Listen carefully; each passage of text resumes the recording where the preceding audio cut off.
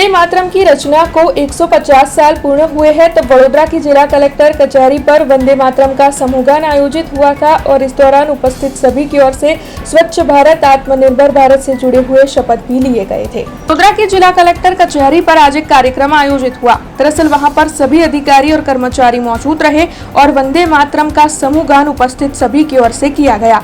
दरअसल वंदे मातरम की रचना को 150 साल पूर्ण हुए हैं, तब आपको बता दें कि आज समूह गान का कार्यक्रम जगह जगह पर आयोजित हो रहा है। ऐसे में वडोदरा की जिला कलेक्टर कचहरी पर भी राष्ट्रगीत वंदे मातरम का समूह गान करते हुए उपस्थित सभी देशभक्ति के रंग में रंगे थे।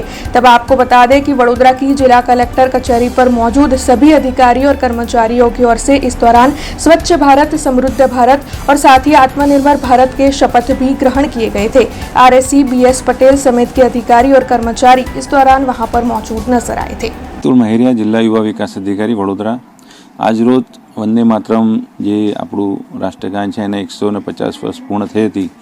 માન્ય કલેક્ટર સાહેબના માર્ગદર્શન હેઠળ કલેક્ટર કચેરી ખાતે અમારા તમામ સ્ટાફ સાથે વંદે માતરમ ગાનનું અમે એ કર્યું અને સ્વચ્છતાના જે શપથ લેવાના હતા એ પણ અમારા તમામ अधिकारी અને કર્મચારીઓએ આજ રોજ શપથ લીધેલા છે।